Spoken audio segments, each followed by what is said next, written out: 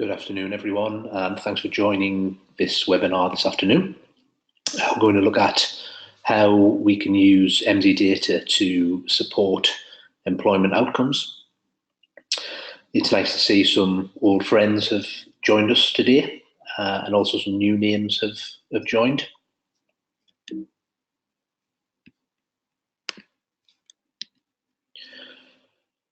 What we're going to cover in the next 25 to 30 minutes, I'm going to keep things pretty simple. I'd love for today to generate lots of questions, lots of ideas in your head.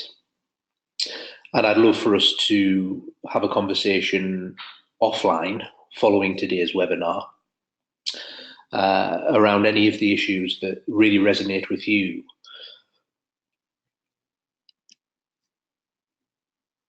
So why do I think we can help you? Well, I appreciate that you all have slightly different jobs, all have slightly different priorities. All of your organizations are trying to do different things at different times.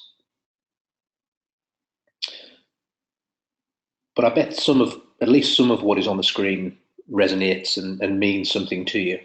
And that's really the nub of why we think we can work with you to really help on this issue. We've been working with more than 1,000 educational institutions globally for some time now, for the last 20 years, in fact, right around the globe in different economies and in different contexts. So we really think we know what we're doing, and we really think we can help on this issue. Why is it a key issue right now? Why are we focusing on employment outcomes? Well, we at MZ would argue that understanding the local, regional, and national labour market is always an important issue and always should be at the forefront of education. But it's fair to say that it's getting a lot of coverage right now. And the question is, how can you respond? And how can we help you to respond?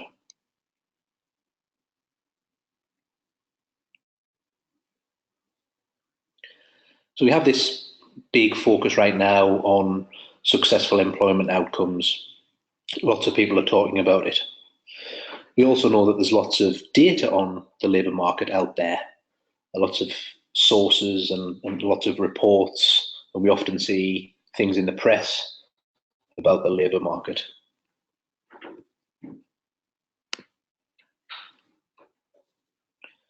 But the question is, when we have this myriad of data, a myriad of coverage, how can you understand and respond efficiently to that? How can you find the important parts of the data, and how can you rely on it?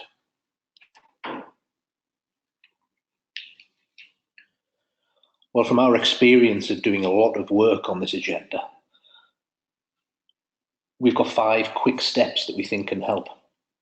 And what I'm going to do for the bulk of this webinar is to talk through those 5 steps in turn.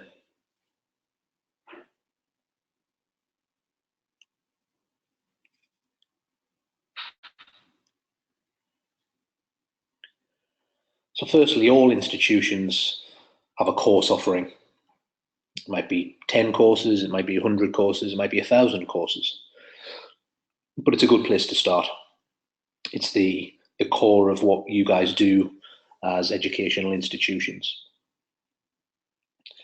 So by running analysis, looking at graduate completions versus the related job openings in a suitable geography, we can get a nice, easy to understand, simple supply and demand analysis going.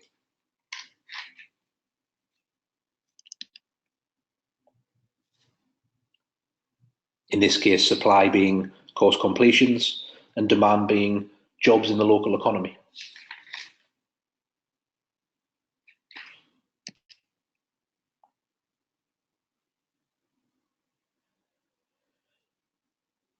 Important points to raise here. Related jobs is a really important phrase because they're the jobs that map to your course offering. Suitable and sensible geography is also a really important thing to note because the geography in which we look at jobs and look at demand and look at your provision should be the area that you're covering. So if all of your typical students move out of state at the end of the study, then we should be looking at a pretty broad geography. But if the vast majority of your students remain in state and in fact remain in and around the city where you operate, then that's where we should look at. That's the job data that really should interest us. On screen now is an example of a recent study we've done.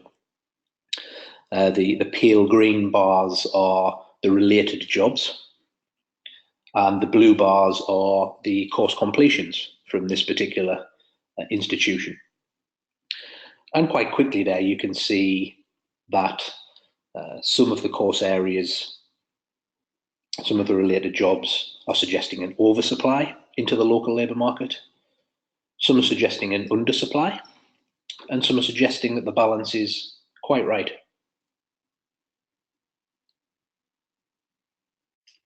Now, of course, there are other factors to consider in this type of analysis, such as other providers, what supply are they giving?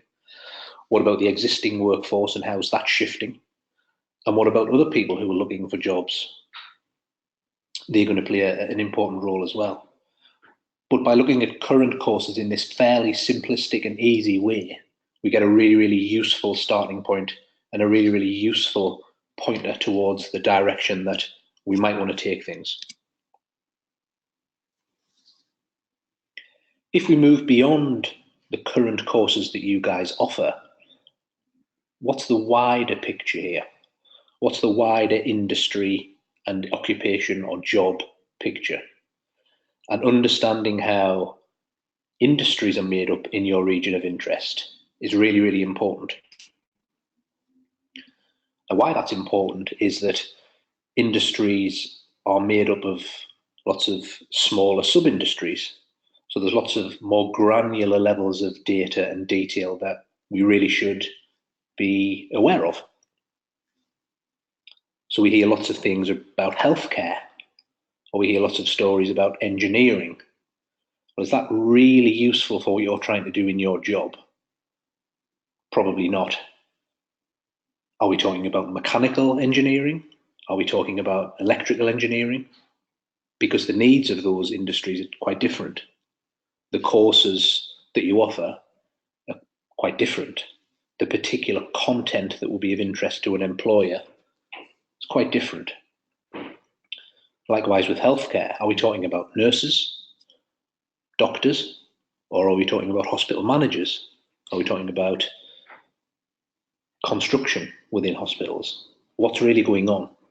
So it's really important for us to know what makes up the industry landscape in our area and how that relates to our course planning, our careers and employability services, and our industry engagement services.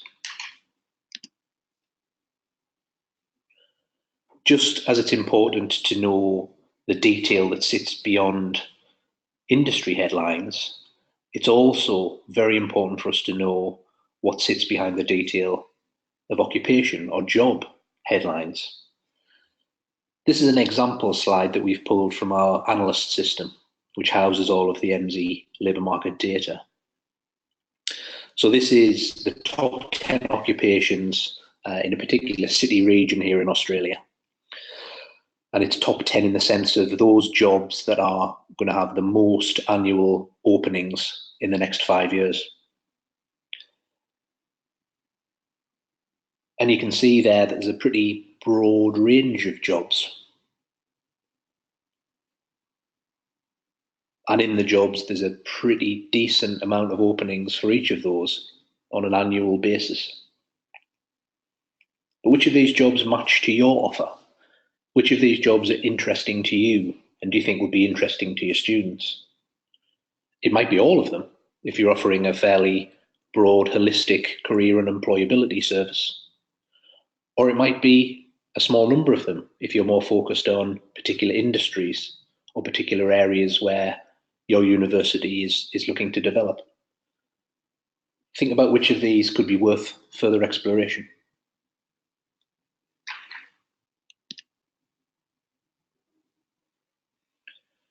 Which leads us nicely into step 3 of our 5. This is where we talk about taking a gap analysis approach. So step 1 showed us how to take a supply-led approach, i.e. that is starting from which courses you already offer, which services you already offer at your university or institution. But by definition, that approach is likely to miss some chunks of the labour market. So we can flip that approach on its head and take a demand-led approach, starting with all jobs. Once we have a picture of all jobs, all industries and all occupations in your area, we have a really, really big holistic view of what's going on. Hence, we can then start to look for some gaps.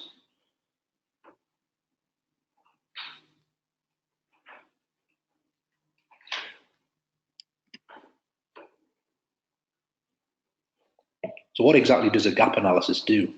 How can that help you? Well, it takes a similar systematic approach as to the one we talked about earlier.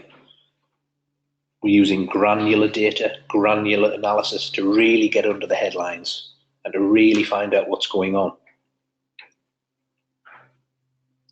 But because we're taking the labour market as the starting point and all of the jobs in that labour market as a starting point, then it's really a comprehensive view that is a view that should be of interest, again, to everything you do, whether that be course planning, industry engagement, careers and employability work.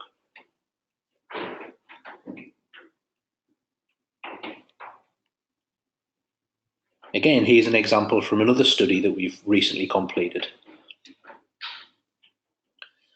The pale green areas here show you courses that are offered by this particular university where there are lots of jobs, so there's lots of potential there. The blue areas are where this university doesn't deliver any related courses, but there are still lots of jobs, so lots of possibility to be looked into there. And the yellow areas are where courses are offered at this university, but job openings in the coming years are pretty minimal. So there's a question there about oversupply and whether there really is a need for those courses in the particular geography that this university is interested in. Consider this type of approach from your institution. Which areas are you interested in from a geography point of view? Which areas do you have a feel that you're undersupplying into the labour market? Which areas do students ask you about? Which areas do industry ask you about? And which areas do industry suggest there's a real skill gap?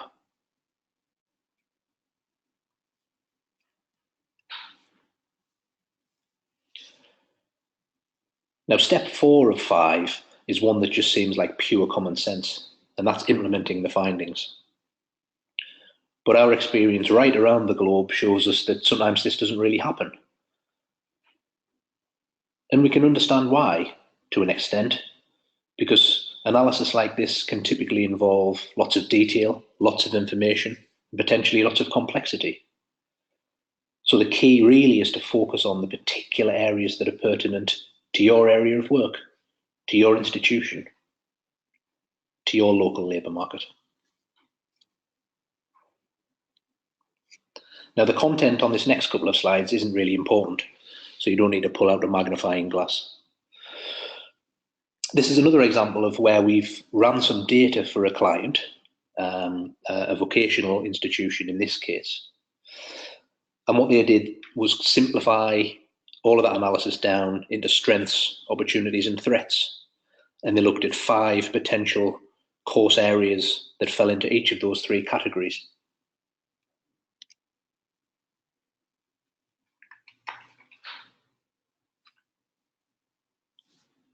Taking this fairly targeted approach helps, because it helps other folk within the institution and maybe outside of the institution to understand some of the complex data.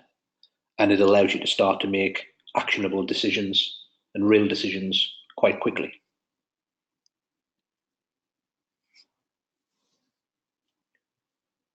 Our final step of 5 is another simple one, and another one that sounds like common sense. We suggest that you use this good data and this really granular insight to fulfill your mission, whatever that may be. It could be to help engage more with local industry. It could be more about engaging with students, future students or existing students. And you may remember this slide from earlier. Hopefully now it makes a bit more sense how we can take some of the ideas we've talked about and some of the complexities that are inherent in labour market analysis and really simplify those down in order to make real decisions and get some real insight. So there we have it. 5 easy to follow, easy to implement steps that we can help you with. And we really, really do want to help.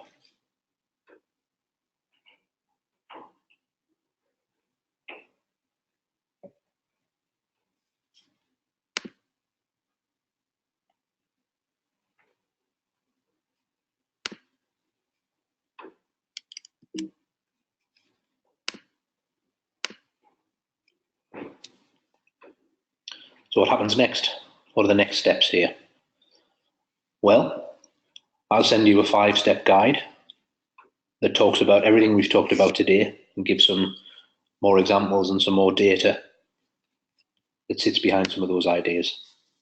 Please do share that with colleagues, whether that be within your institution or outside. I'd really love to chat with you individually, find out what your needs are, what are the challenges that you're facing, and where we might be able to help.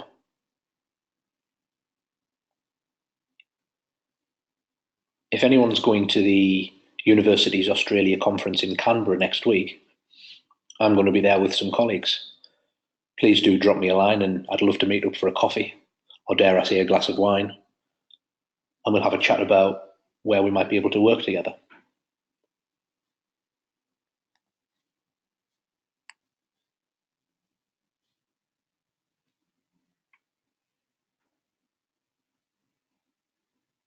And that's it. Thanks for your time today. Thanks to you all for joining. I hope you enjoyed it. I hope it gave you some food for thought. I hope you enjoyed my accent, and I really do look forward to speaking to you all individually soon.